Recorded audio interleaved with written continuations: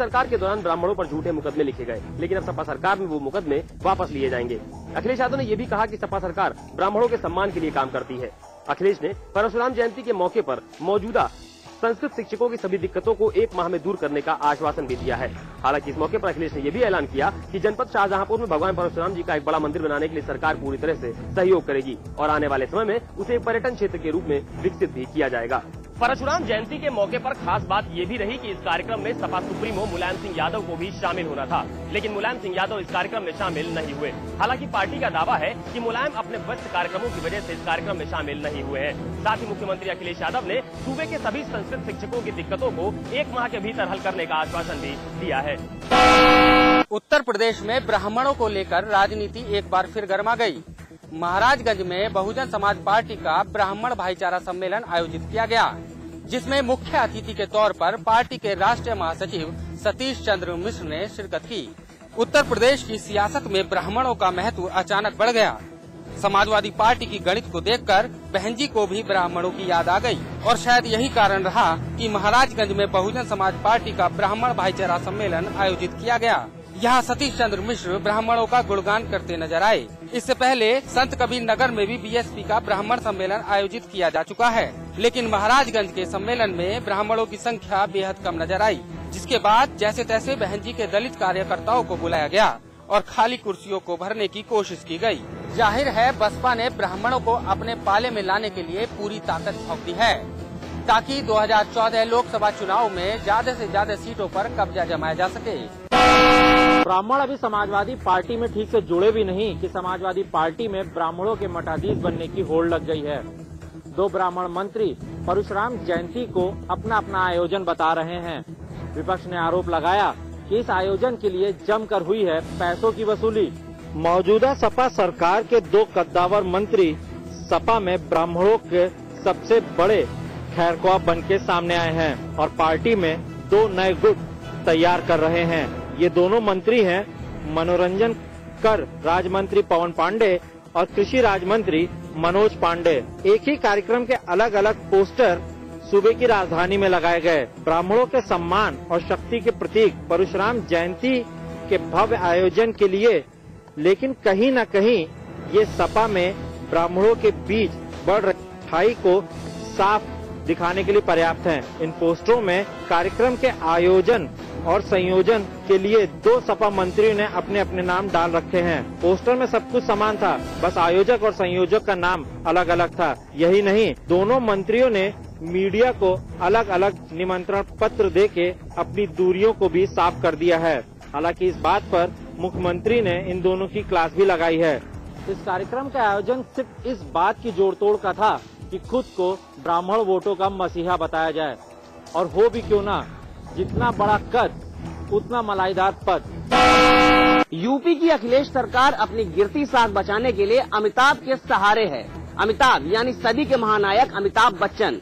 आलम यह है कि बीज विभाग से लेकर पुलिस विभाग तक सभी अपनी ब्रांडिंग के लिए अमिताभ का दामन थामने की तैयारी कर रहे हैं। मुलायम सिंह यादव के बाद अब उनके बेटे भी अमिताभ के सहारे अपनी सरकार की नैया पार कराने में जुट गए हैं। अब अखिलेश सरकार यूपी की ब्रांडिंग के लिए अमिताभ बच्चन को वापस उत्तर प्रदेश लाने की तैयारी कर रही है।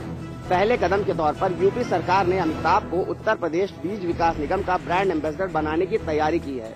विभाग ने तैयारियां पूरी कर ली हैं। यूपी में अमिताभ बच्चन और उनके परिवार की किसानी जमीन है। अमिताभ बच्चन एंड फैमिली के खेतों से निकले बीज को विकास निगम खरीदता है और अब इसी बीज को वो अमिताभ के नाम से ब्रांडिंग करने की और बेचने की योजना बना रहा है।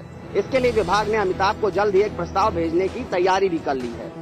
वहीं ट्विटर पर हाल में ही दस्तक देने वाली यूपी पुलिस ने भी अमिताभ से अपनी बिगड़ी साख सुधारने और फॉलोअर बढ़ाने के लिए मदद की गुजारिश की है। ये जरूरी नहीं कि सियासी मार्केटिंग में अमिताभ हमेशा सफल ही रहे हों। उत्तर प्रदेश में 2007 में जहां उन्हें सफलता नहीं मिली थी, वहीं कुछ दिन गुजारो गुजरात में उन्हें अपार सफलता मिली। ऐसे में अब दांव अखिलेश ने अमिताभ पर एक बार फिर से खेला है। पश्चिमी उत्तर प्रदेश में जमीनी रंजिश के चलते एक बार फिर जमीन लाल हो गई। बुलंदशहर के खानपुर इलाके में सगे भाई ने अपने ही भाई समेत 5 लोगों की हत्या कर दी। हत्या के पीछे जमीन का विवाद बताया जा रहा है।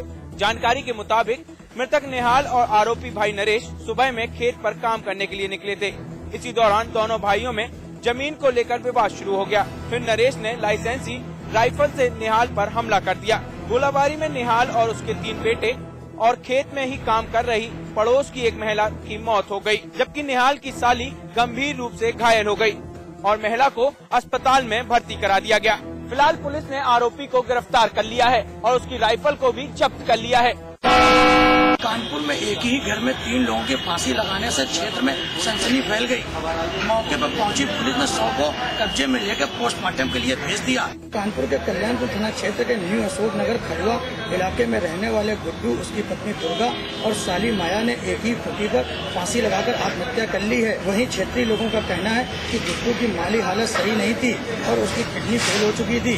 इसी के चलते गुड्डू और पत्नी दुर्गा और साली ने फांसी लगा ली है, लेकिन पुलिस इस आत्महत्या को संदिग्ध मानते हुए पुलिस ने इसकी फोरेंसिक जांच करा ली है और इस हत्या की जांच के मामले में जुट गई है। वहीं पुलिस इस मामले को संदिग्ध मानकर चल रही है और फोरेंसिक टीम से जांच कराकर इसकी जांच करने की बात कह रही है। आगरा में अवैध संबंध के चलते एक शख्स की मौत हो गई, वहीं मृतक की गोली से ही उसकी प्रेमिका घायल हो गई। घटना आगरा के अहमदौला इलाके के कटरा वजीर खां की है।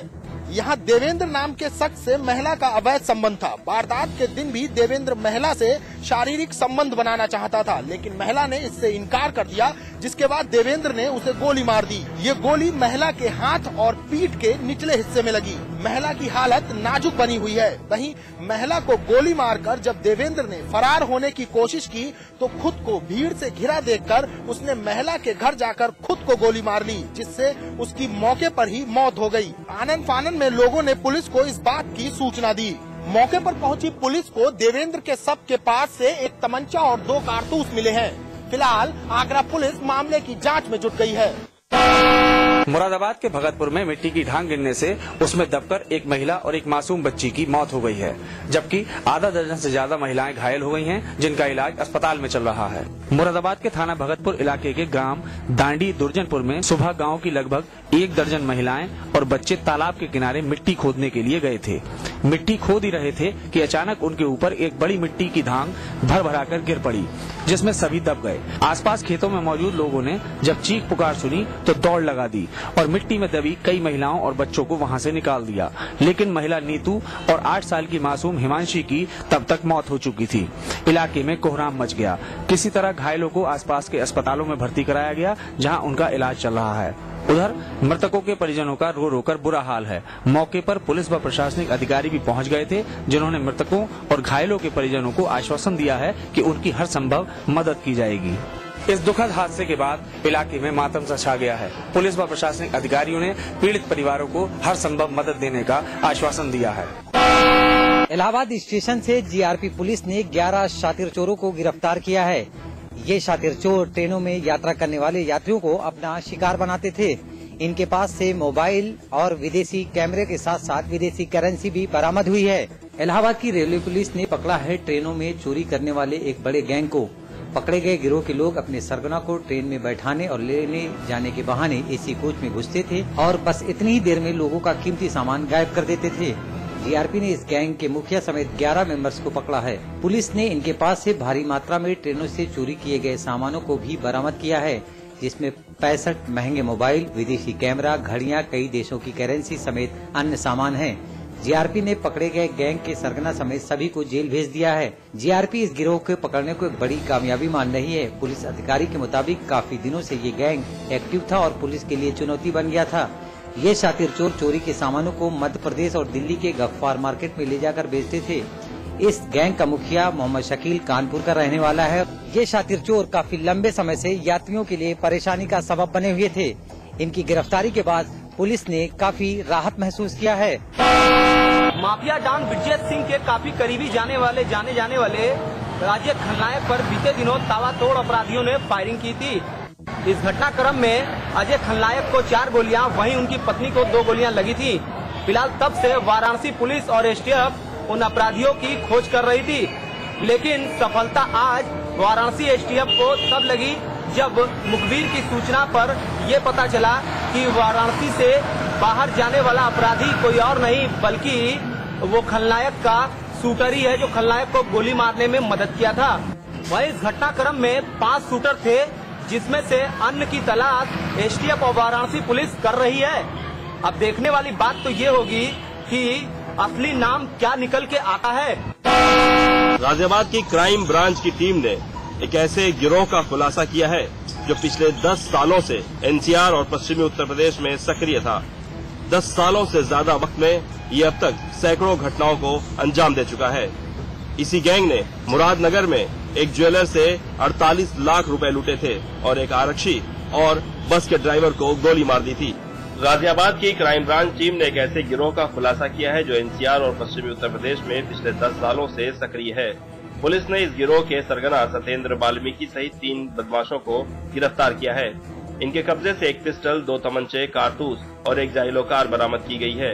इस गिरोह ने वर्ष 2008 में मुरादनगर इलाके में एक बस में सवार ज्वेलर से 48 लाख रुपए लूट लिए थे और विरोध करने पर बस में सवार सिपाही और बस के ड्राइवर की गोली मारकर हत्या कर दी थी। ये गिरोह अब तक सैकड़ों घटनाओं को अंजाम दे चुका है।